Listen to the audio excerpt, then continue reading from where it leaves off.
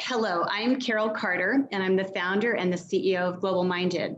I'm a 17-year corporate publishing executive who broke a few glass ceilings as a first female executive, author, and now as an equity entrepreneur, which is why I know firsthand the value of FQ and why GlobalMindED is a committed and proud partner. GlobalMindED creates a capable, diverse talent pipeline by getting more women, people of color, and underrepresented talent into the education, economic mobility, and leadership pipeline. We work with many students who are first gen to college, diverse or from the least resourced backgrounds. Those young people with incredible talent who need to be connected to networks and experiences that will then get them to the role models, mentors, internships, and jobs. First gen means first in the family to go to college. During COVID, our diverse talent pipeline has been put at grave risk as these remarkable students and their families have suffered disproportionately. We know that students from privilege have an abundance of advantages built right into their zip codes, right into their neighborhoods. But we will never level the playing field without ensuring that all students, economically, racially, and gender-wise, have the same access to opportunity to get a great education, secure promotion pathway jobs, and realize financial freedom as those we are about to spend time with who earned the privilege to be, quote, at the table after 51 years of these Davos gatherings that Shelley has so graciously opened the door for so many. We're joined by 4 of the 15 2020 GlobalMindED Inclusive Leader Award winners, all of whom represent in their own life path the remarkable students we serve, who will someday lead your company, be on your boards, or launch companies not yet dreamed of, in which you may invest and watch them become household names. These high-performing executives received these awards based on multiple measures of bold, inclusive, diverse, and innovative ways to deliver DEI outcomes. Today, they share their diverse talent pipeline path for themselves, and now, most importantly, for so many others who will be following in their footsteps. We're going to start with introductions from each panelist, and we'll begin with Carla Harris. Carla, so great to see you. Well, thank you very much, Carol, and I'm honored and privileged to be here. And would you like me to start with my introduction? Yeah, just jump in and you can tell a little bit about your path and your story, and we'll go around to each person, then we'll start back to you with the first question. Absolutely. So I have been on Wall Street for 33 years as of last summer. I hail from Jacksonville, Florida, and I was the first in my family to go through a full 4-year institution. My mother did graduate from college and eventually graduate school, but she certainly did it in pieces. So I was the first to do the 4-year trek, if you will, first in my family to go to an Ivy League school. I did Harvard undergrad and Harvard Business School and started right out of Harvard Business School at Morgan Stanley. And as I said, it's been a 33-year journey through mergers and acquisitions, capital markets, investment management, and now I am a vice chair at the firm. I'm also an author. I've written 2 books in the process of my 3rd, and I'm a gospel recording artist. I have done 5 sold-out concerts at Carnegie Hall, 2 sold-out concerts at the Apollo, and just released my 4th album called Oh, This Is Christmas this past holiday season. Happy to be here. Thank you so much, Carla. And Marta, we'll go to you next. I want to get a copy of that album, Carla. That sounds great. I got it before Christmas. Awesome. Thank you. I'm the Chief Communications Officer at Westinghouse Electric, and I'm a proud Latina. I really believe that corporations are making strides in diversity, and inclusion is where the challenges are. Little story here. A few years ago, my cousin asked me, when you look around at top leadership, do you see other people like us? I had to stop and think about it because the answer was no, and I wondered why not. Because every company wants loyal, hardworking, intrepid, and dedicated employees, and those are the qualities of my community. And so that's something I want to talk more about and talk to you about the inclusion divide in just a few minutes. Great. Thank you so much, Marta. Lani, so great to see you. Welcome. Welcome. Hey, hello, everyone. It is so good to see you. So I am Lani Phillips, Vice President of Channel Sales at Microsoft Corporation. And I have the incredible pleasure of leading our co-selling effort with our partners, where we actually bring our joint solutions and services to our customers on their digital transformation journey. This conversation we're going to have today, I'm so excited about it. I'm excited about it because I am the first woman in my family to actually climb the corporate ladder. And I had to learn things the hard way. I wasn't given a shell of a blueprint or any form of a blueprint. So I had to learn as I went along. So I understand the importance of lifting as I climb and making sure that I share the lessons and just the critical things that people could really use as they start to navigate corporate America. But it's also important to my company. And I'm really blessed to work for a company that actually has a mission that's rooted in this, and that's to empower every person and organization on the planet to achieve more. And they know diverse perspectives allows us to achieve more. So I'm really excited to dive into this conversation, and I feel privileged to be among this esteemed panel. Thank you so much, Lani. And Chantaline, so great to see you. Welcome. Oh, want to unmute. There you go. Pleasure. Thank you. And such a pleasure to see you all ladies. So I'm the chief of the UN Conference on Trade and Development in New York. What do we do? Well, our mission is to help developing countries access the benefit of trade and investment. And on the other side, to minimize the downside that they may face from globalization. Including the growing digital divide that Lani has mentioned, and also the struggling of the small, medium enterprises and entrepreneurs around the world, especially with this pandemic. And we do so by helping align foreign direct investment and other policies with the Sustainable Development Goal, which I was privileged to be part of the negotiation and help the private sector and the NGOs and the local authorities to contribute to these goals, including to developing countries, of course. In New York, my teams is empowered to bring the UNCTAD leadership, the top leadership on trade, finance, investment, entrepreneurship, technology, to the international negotiation to help developing countries actually reach a standard of living that is decent for all and prosperity for all. On a personal note, I'm terrible at singing, but I'm pretty endurance. So I do compete in marathons, ultra marathons, and Ironman, and also I'm a second dan black belt. Okay, I think you're the only Ironman and second dan black belt on the panel. So thank you so much. So we'll start with our first question for Carla. And Carla, what do you see as the major problem thwarting yet diverse talent at every leadership level, since you are in the C-suite at Morgan Stanley, but you serve on several corporate boards, which many women who are viewing and many other people are wondering, how do you get to those places of power and influence?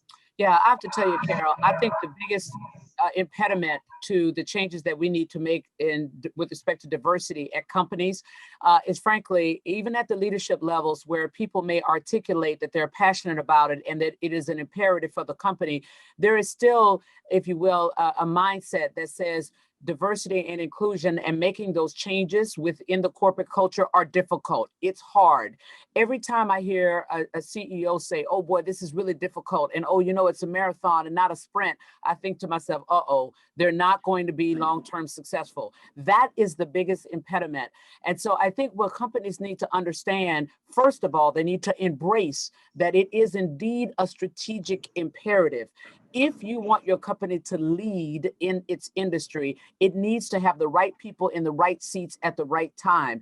If you want to innovate, you need to have diverse thinking at the table. If you have a homogenous thinking at your decision-making table, you will have a gap in your go-to-market strategy. So in order to lead in your programs, your processes, your products that you put in the marketplace, you need to have the right people to produce them, which means you need to have a diverse and inclusive culture, which means diversity and inclusion needs to be a strategic import and tied back to the bottom line and the aspiration to lead in the industry. If you buy that, then you will start to say, okay, now let's come up with strategies and processes that will ensure our success. Let us make sure that we measure that. But for far too long, diversity and inclusion has been thought about as something that's the right thing to do or nice to have. And whenever I hear someone say that, I say, please Don't tell me about the right thing to do, because you and I may not agree on the right thing to do, but as commercial animals, we will agree on the commercial thing to do. So I think that's the biggest impediment, the thought process that it's difficult and it's hard and it's different than any other strategic imperative where you would put together a plan and you will have measurements around it and you will measure your success every year. That's the biggest reason I think we don't see the change. Absolutely. So change the mindset, and then you'll change the profits, and you'll make products that are way more valuable to so many more kinds of people, because diverse people were included in making them. Right? That's right. The strategy is not that hard to implement, Carol. It's the commitment and the intentionality around it, right? And once you have that in place, you will execute. Absolutely. It's like any other goal that anybody would set. Absolutely. Well, with that, Marta, we'd like to really hear from you. How has your experience as a woman of Hispanic leadership, you've done so many different things to excel in corporate and as a C-suite manager now, what do you see as the major stumbling blocks? You know, Carla and Carol, people are going to think we rehearse this. We're so on the same page here. I mean, it's just a natural progression from what Carla just communicated. Let me give you a couple of stats and then I'll tell you a story. Sure. Between 2010 and 2019, the Latino share of the US population increased from 16 to 18%. So Latinos accounted for half of all population growth over this period. And we're the second largest racial or ethnic group behind white Hispanics. And, you know, I emphasize again the qualities of our culture because they're attributes that are needed in corporations at all levels. Remember 20 years ago when we were focused on the digital divide? Today we face a really equally consequential moment, and it's something that I like to call the inclusion divide. Think about it. What is inclusion in the workplace? If diversity is about ensuring an organization is composed of people with differences, both seen and unseen, inclusion is ensuring that those people feel a sense of belonging and that they're seen, heard, and respected. We have an inclusion divide when this doesn't happen. And we have to bridge that inclusion divide, right? And we have to do it with the same intent that Carla just spoke about, that helped bridge the digital divide. I like to think about how could you do this? So in corporations, we have a supply chain. If you think about starting with your supply chain, you ask, well, why? Corporations are really good at audits, making it easy to ask if there's any particular reason why Black or underrepresented minority businesses are not part of that supply chain, even if they meet all the other criteria.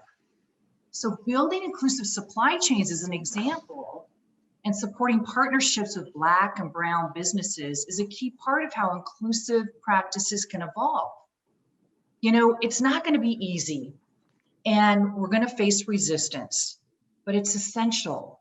Diversity advocate Verna Myers says it like this: diversity is being invited to the party. Inclusion is being asked to dance. I'd take it a step further. Let's make it our goal to make sure everyone is dancing. Well said, Marta. Thank you so much. And Lani, we would love to hear from you. You are in a very homogenous field of technology, and there's a lot of homogenous fields, but you are somebody who's really been able to scale a lot of those different hurdles, and you have such a remarkable background that we learned about in December at the awards event.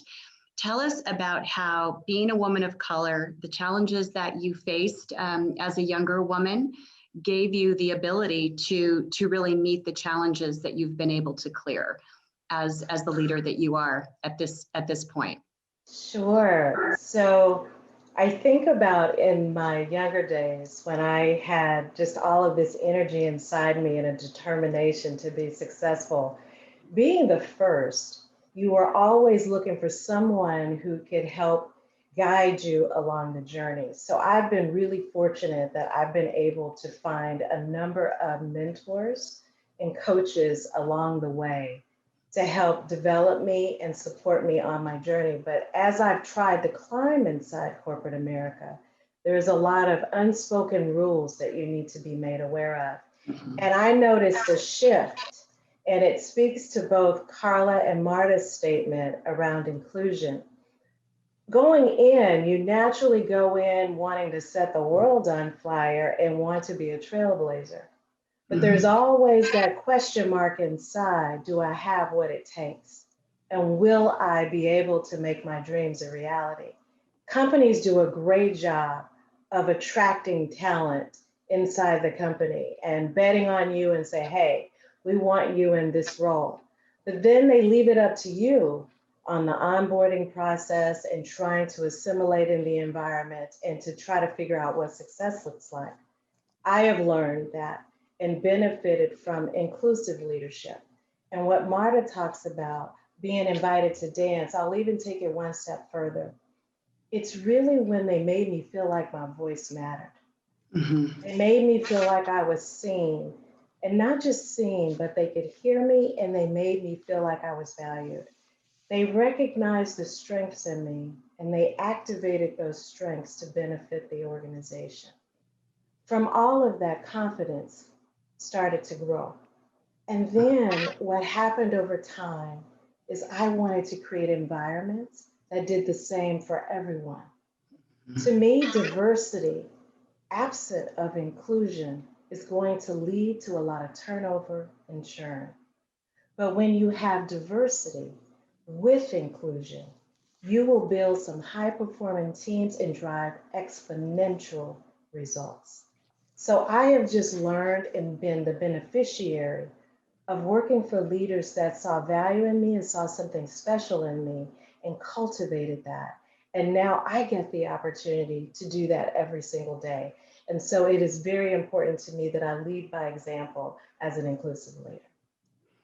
Absolutely. And I think your point about diversity in isolation just goes to the last 3 decades where there's been so many billions on diversity trainings and it hasn't really moved the needle for women people of color.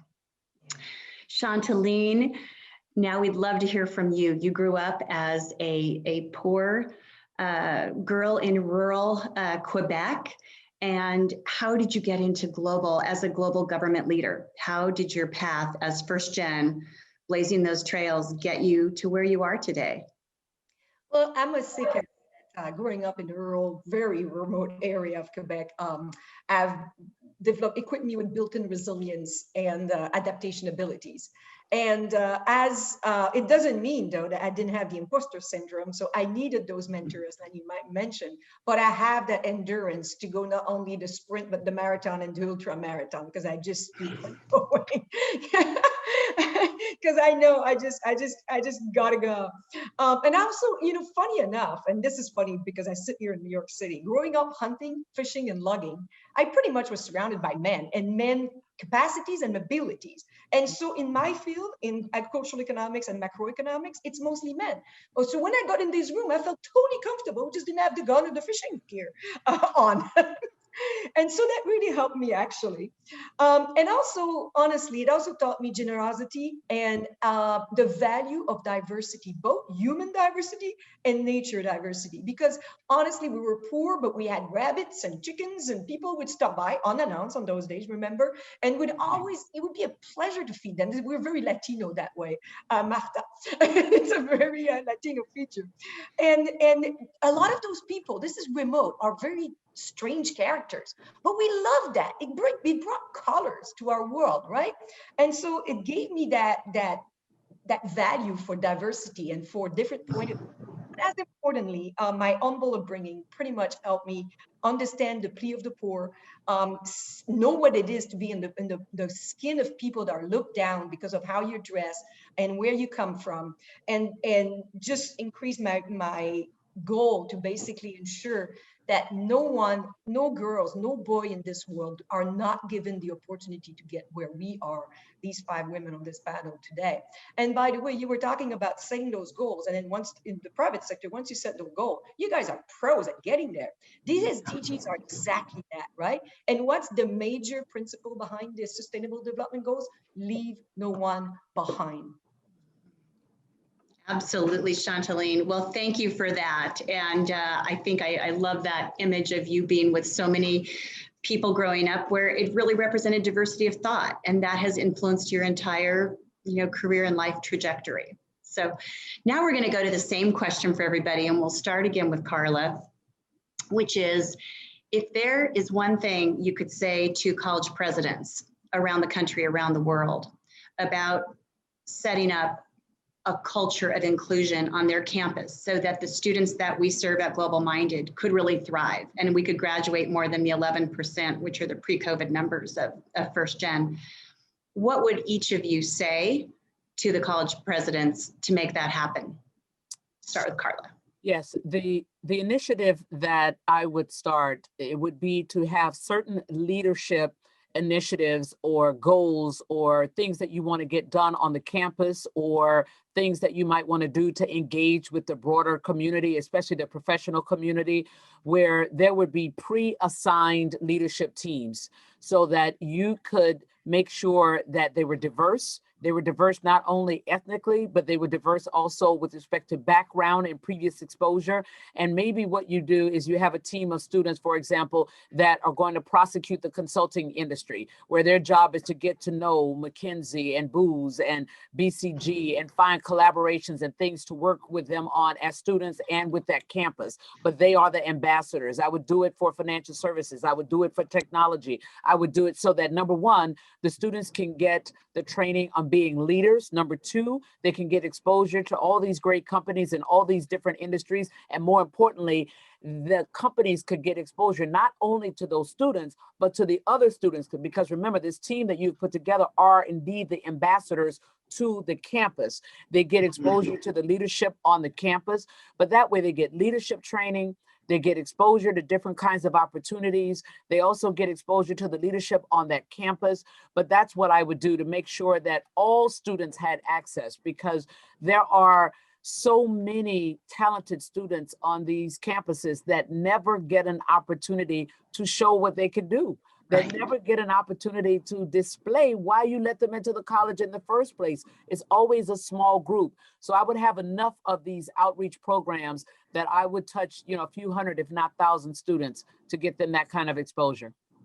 And you just described our GlobalMindED collaboratives. So thank you, Carla. That's wonderful. Marta, what are your thoughts, college presidents? Well, I'm just going to build on what Carla said, because she created this great foundation, really super ideas, right?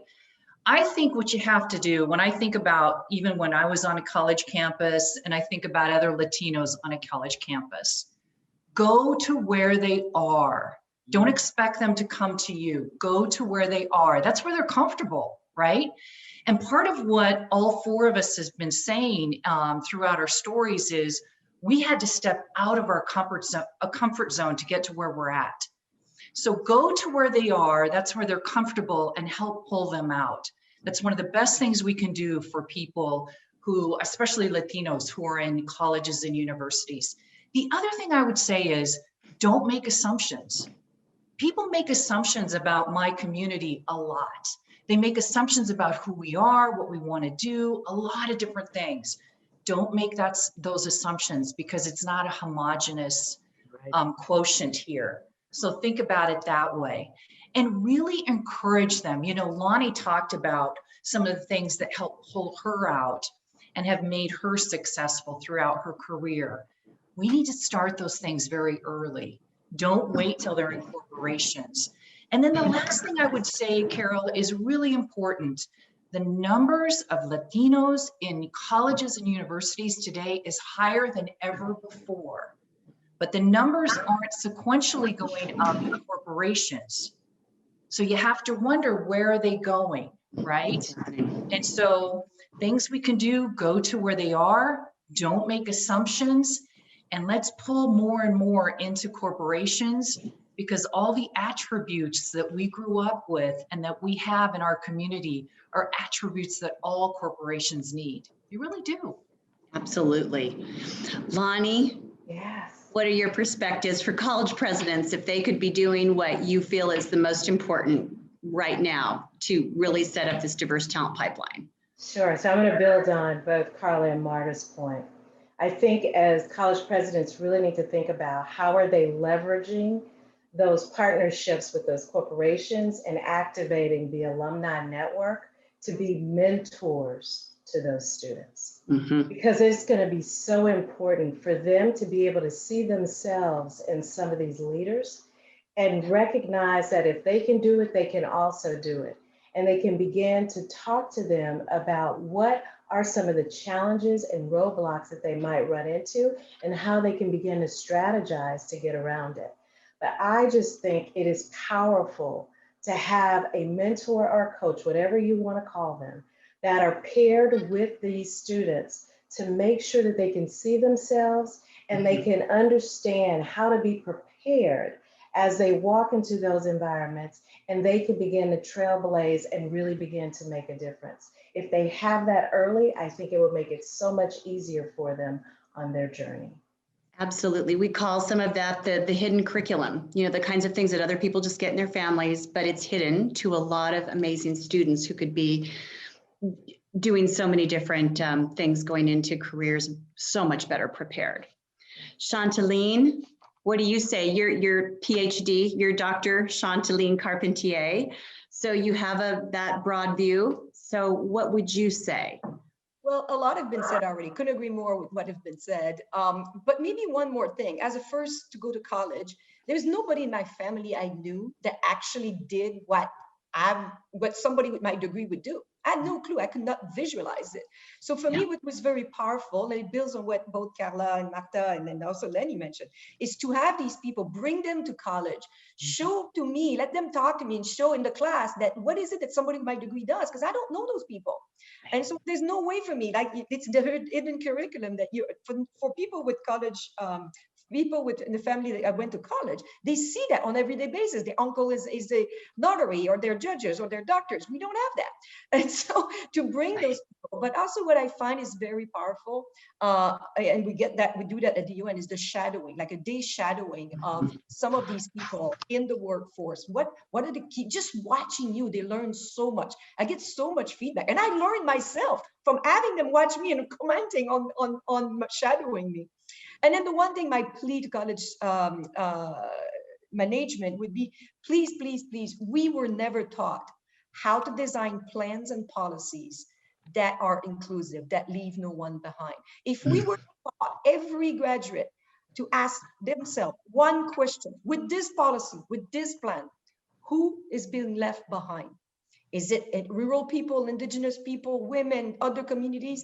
Then we would go so much further, but it is not embedded in our curriculums. That is a wonderful point. And I think getting them into a mindset of policy is going to be having them be participating at a higher level in our democracy and in their companies, or perhaps hopefully running for office someday. So that's a great point. I think one of the things that I look at it as well is when more diverse students who are first gen and underrepresented meet quarterly with college presidents. You know, they need to be at the table with the kinds of things that the college is trying to solve. The college cannot solve for them without them being at the table. So I think those things. Next question. This is Davos. We have a lot of world leaders attending these sessions, and curious about one thing that each of you would want to say to these world leaders who have a lot of influence over creating this capable and diverse talent pipeline. So what is, you know, the biggest thing or the main thing that you would like CEOs to know? Carla? Yeah, I'll tell you, I'll build off your last point, Carol, and that is to make sure as they are at the solution-making table that they have millennials and Zers at that table as well. There is absolutely no substitute for living and the wisdom that comes with getting a little bit more seasoned, not old, but there is also no substitute for the ingenuity, the innovation muscle, the ability to think big without barriers that you have when you are a younger professional. You know, as Lani said earlier, you come in with all this fire, bright-eyed and bushy-tailed, there is no limit for you. Well, that is the kind of results-oriented, solution-making thinking that these world leaders need at the table now as they think about not what we need right now, but what we might need 10 years from now. So that would be my best piece of advice. Have diverse thinking at your table today, and not just ethnically or by gender, but by age. Love it. Multi-generational input, and we sometimes refer reverse mentoring, that people our age, more seasoned, can be mentored by younger people and learn a lot from them on a bunch of levels. So Marta, what are your thoughts for some of the CEOs that are watching this, part of the Davos leaders? I would say to them a little bit of what they already know and then a little bit more. And what they already know is that corporations are great at process, rigor, and discipline. That's how we get successful. That's how we achieve our goals. And that's how we focus in on a lot of different things, financial metrics and those kind of things. Think about it this way. So if we put that same process, rigor, and discipline that we do on innovation, that we do on our bottom line, that we do on just being competitive in the marketplace, right?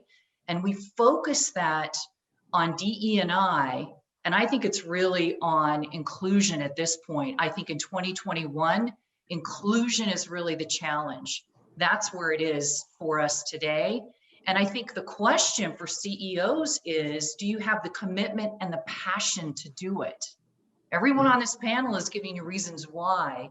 Do you have the commitment and passion to do it? I believe they do.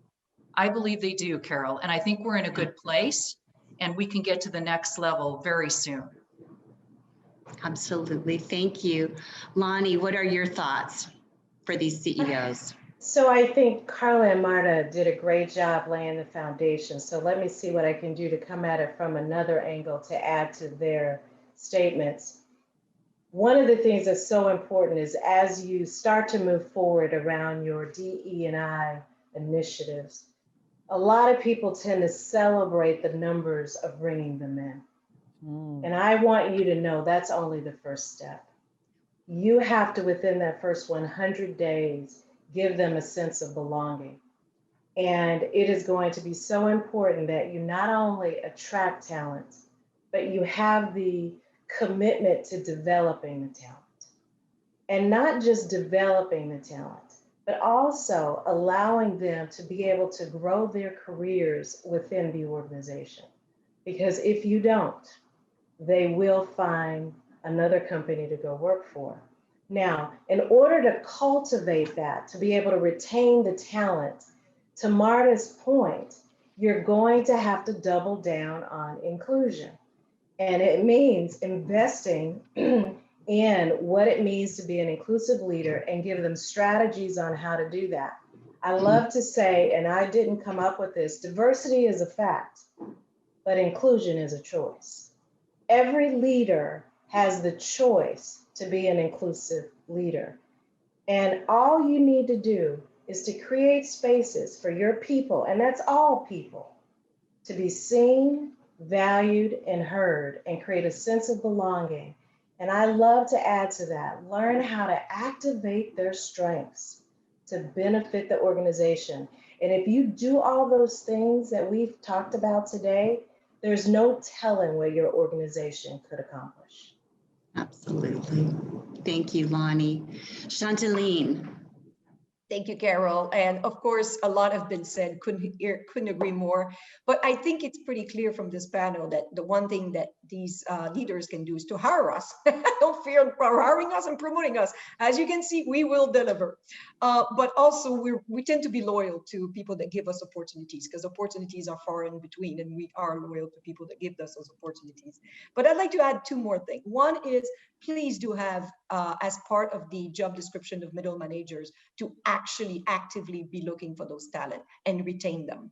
And so that you actually reward not just hiring, but promoting these people up the ladder. And the last one, Carol, is try to find a way somehow to reward men that display the aptitude that are traditionally associated with women, because those are very good, strong value. We all know it. And not only are you going to have a better delivery from all your staff, but then women will have to stop to act like men and actually deliver even more, because we're going to be just according to our strengths instead of trying to act like men according to those skills that are associated with leadership. Very good point. So thank you. So we have time for one more question, but it has to be about a minute each from everybody. Let's look at what you want to say to government leaders around the world. And we have a new government administration in the United States. So if you guys can keep it each to a minute, let's look at the ask for government leaders. Carla? Yes, the ask would be to outside of COVID-19. So let's take that off the table. Let's assume yes, that that's has a to be a given priority for every government around the world. But then I would say start to look at policies that are going to give people the greatest access to opportunity, because that's where our future lies, in my view. If we can find a way to harness everybody's intellect, everybody's experience, everybody's connectivity and the relationship capital that they have, then we have a real opportunity to lead around innovation and to really push the edge of the envelope. So thinking about ways that you can level the playing field around access to capital, especially for women and entrepreneurs of color, thinking about ways that the education system, both public and private, but really public, can have the same offerings and opportunities and, stretch opportunities for really smart students across the board, thinking about some of the infrastructure and housing inequities, because all of those things go into whether or not people think that they have an opportunity and will really bring their best intellect and their best experience to the table. So it really has to be about thinking about how can you get the largest number of people in the shortest period of time to have an increase in their standard of living and their opportunity. That's what I would give as the my best piece of advice. And I certainly have a lot of how-tos, but I only had a minute. Fabulous. But it's a systems approach to everybody getting to economic freedom. Marta, we got 1 minute. I would say, just to build on some other thoughts, don't make assumptions about what people need. Go and ask them. Go and ask the people that you represent, what do they need? They'll tell you. They'll tell you, and they'll tell you how they can help. This isn't a one-way track. They will really tell you how they can help. All the things that Carla said are spot on, but ask people. Don't make assumptions about what they need. Sometimes in corporations, we do this. We think about our customers and we make assumptions about what they need instead of going and asking them and making them part of that process. Part of the product development process and those kind of things. I would say the same thing to government leaders. Go and talk to people, figure out how you can collaborate, because everybody wants to help contribute. And you'll get that if you go talk to them. Absolutely. And we'll make sure students are part of that mix, not just other people on the ground. Lani. Well, how do you top those two? Let's just start with, let's just continue to lead by example in the area of getting diverse perspectives and making sure that we have all generations at the table providing that input, and making sure that the senior leaders making the most decisions around the world, let's just make sure that they're representing the population.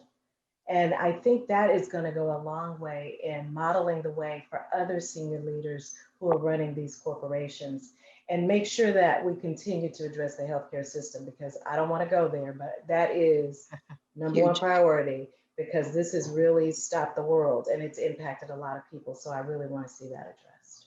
Absolutely. Thank you. Chantal. Well, talking about the 5 of you is quite a challenge, I must say, but let's You're doing okay. You're doing great. 2021 is actually a reset year, and that means a great year for opportunity. And what we found with this pandemic is that we need more resilience in all of our system. And how do you build resilience is actually by investing in SDG 3 and SDG 4, which you both mentioned: health, and education. If you don't have those two, you can't have people that are thinking creatively about the future and innovation if they can't even survive or they can't even have enough money to take care of their children.